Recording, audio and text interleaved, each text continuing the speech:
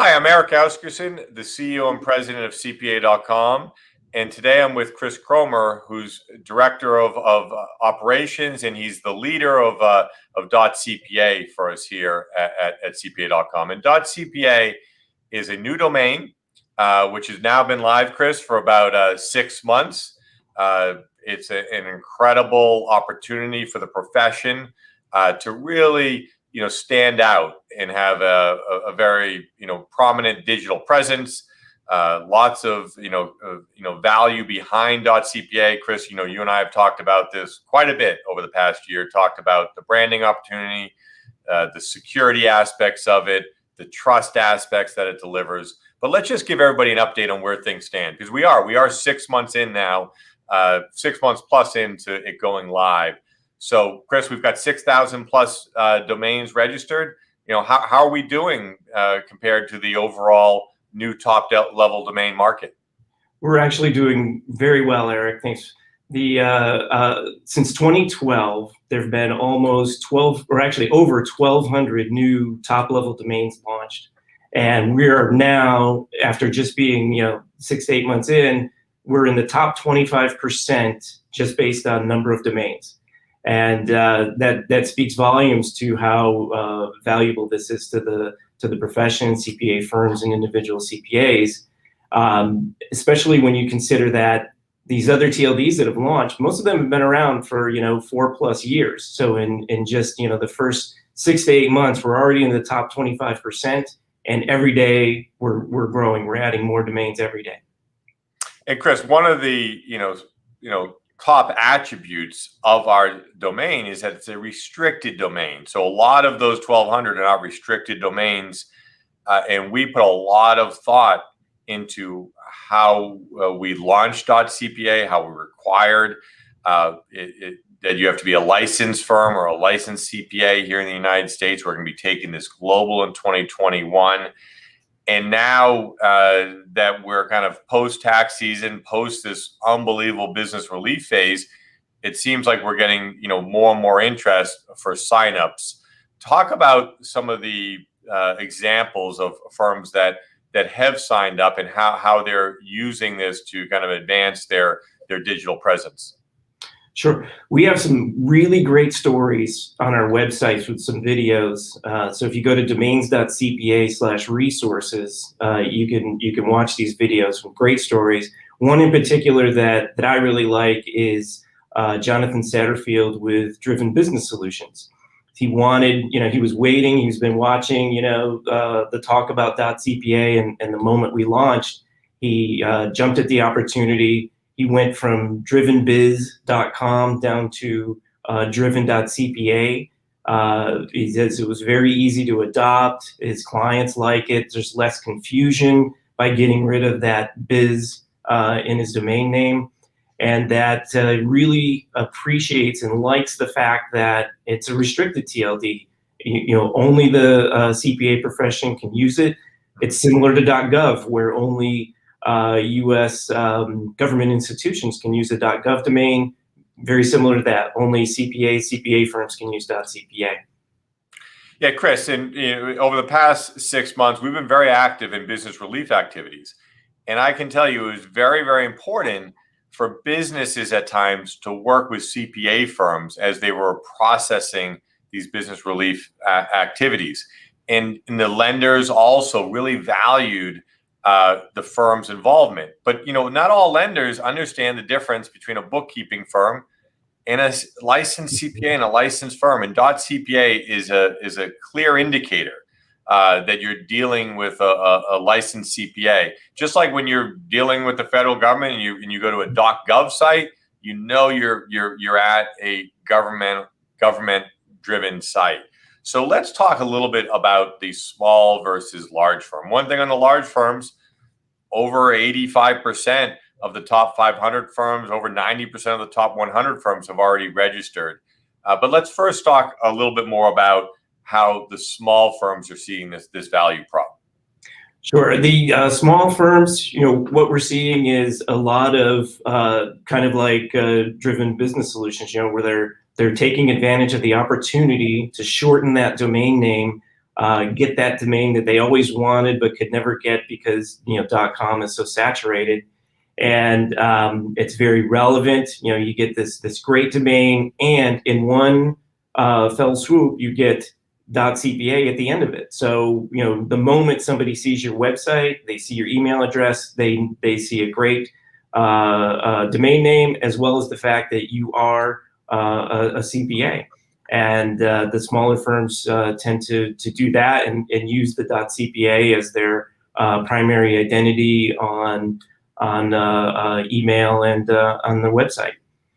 Yeah, I mean, I've seen a lot of really creative ideas on leveraging geographical terms, leveraging, answers.cpa, my.cpa, and it is a way for that smaller firm to stand out. When you look at large firms, they have larger marketing budgets, and what they're trying to do is first and foremost make sure they protect their brand. So get this important digital real estate in .cpa, and then they're also working on their marketing programs as well. I mean, anything you want to add to the large firm usage? Yeah, just like you said, the large firms, very much interested in protecting their brand, but also in targeting geographical areas, industry verticals. Some other ones, we've got some feedback we've seen is that they're using city names, Greenville.cpa, Westfield.cpa, and then redirecting the multiple domains that they get back to their primary identity domain. The industry verticals, some great usage there, dental.cpa, construction.cpa, and then the industry terms like payroll.cpa, restaurant.cpa. Some great use cases, and seeing some very creative and interesting adoption going on here. And not every firm is the same, so everybody's doing something a little bit different there in how they're advertising and using them. So seeing some really great stuff. Yeah, and Chris, one thing that firms ask me is like, how do you go about this? How do you go about thinking about how you want to leverage this new domain? And where we're at right now is with all adoption, you've got some of the early adopters who came out and did some brainstorming and have moved forward with some concepts. So what I'm suggesting now is that firms, take a look at some of these examples. It will help them, innovate and think about ideas on how they potentially want to use .cpa. So you've said this, in just now, some of the examples: dental.cpa, construction.cpa, realtor.cpa. You can go to our website, domains.cpa, see some of these examples. And I think that could help you think about a term that you may want to leverage that's outside of just your firm name, because a domain is a marketing term, and sometimes that's the firm name, and sometimes it's the service you're providing, and sometimes it's about the geographic area. So let's now move on to another topic. The common questions that we're receiving related to a new domain, such as how do I set up my email and website? And I think we're putting more and more resources out there to help with these types of questions. Exactly. On our website, we do have some great FAQs and some great videos. Brian Tankersley actually has a fantastic video on there, Brian from K2 Enterprises, where he takes his .cpa domain and walks you through the entire process of setting up email in a great video. So I recommend checking that out. But yes, that's probably one of the most common questions we get on the support side is, how do I set up my email? How do I set up my website? There's just so many options out there for you as far as platforms go, and we have a support team, waiting to help you with making that decision. So we've got people ready to help you there. Another question that we get a lot is, can I buy more than one domain? And absolutely, you can buy as many domains as you like, and you can buy them for the up to 10 years. There's actually a limit on it. You can't buy a domain for more than 10 years. But so yeah, you can buy as many as you like for up to 10 years. And then probably the third most common thing we get asked is, are there activation requirements? limits, right? So we had, for early adopters, we had activation requirements to activate email on a website within a certain time frame. But since January 15th, when we went into our general availability phase, there's no more activation requirements. So if you buy a domain today, the time frame for adopting is entirely up to you. Well, great. So, Chris, I think that we've got more and more tools to help you understand how to go about this. We've got a support team, as you said, support@domains.cpa. You can email us. We can direct you to some of these resources. We can connect with you. We've got some self-help tools. That Brian Tankersley course is a great resource. And I even think when you're thinking about this, if you want to understand this more, just go take that free course. I mean, how long is it, Chris? I do believe it's around 30 to 45 minutes, where he goes through step by step, explaining it in great detail. So it's very thorough. Good. So we've got more and more resources being developed. We've got a good stable of resources in place right now. But check in at domains.cpa to see the current suite of tips and tools that we have available for you. Finally, Chris, what's next for us right now? I mean, we've got a busy 2021 here, and we are going to be taking this global. So that's another reason why it's important for firms to go after the available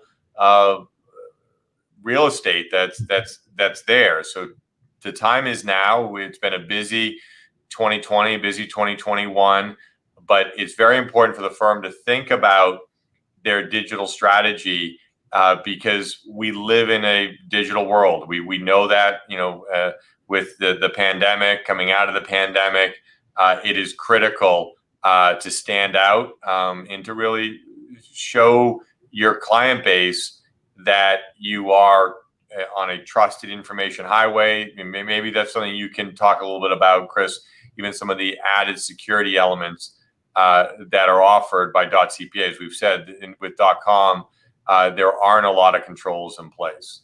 Exactly. Security on .cpa should be a very strong value prop for anyone.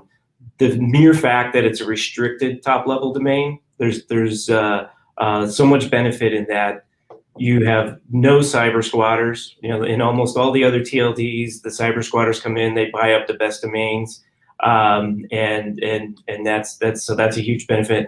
And then you also have the cyber criminals who come in and they get lookalike domains. And since .cpa is restricted, we're able to kind of do some gatekeeping there and keep all the criminals and cyber squatters at bay, so you don't have to worry about lookalike domains. And then there's also some technical differences between .cpa and the other ones as well. Internationalized domain names, where within you can support multiple languages, so you can actually see, Cyrillic, for example, can be combined in .com. The letter Y, the letter A, the letter E, they look very similar to the English version of it, and it helps criminals get lookalike domains. So there's that and more. There's lots of reasons on the security side that make .cpa stand out and be a better choice to help mitigate security risk. Well, Chris, I think that's a great way to end this LinkedIn Live. There's a lot of reasons to be checking out, .cpa, to be understanding how it can better support your firm or you as an individual CPA. What we've seen over the past year is there is a lot of identity theft occurring. There's a lot of fraud that occurred with some of these business relief programs. So it is important to make sure you're taking steps that help mitigate against those types of bad actors. So, Chris, thanks for what you're doing here with the leadership of .cpa. I think this is a very, very important strategic initiative for the profession, and it's something that the AICPA and CPA.com are going to continue to focus on. So thanks, Chris, and please do bring any questions that you may have to support support@domains.cpa, or just go to domains.cpa, the website.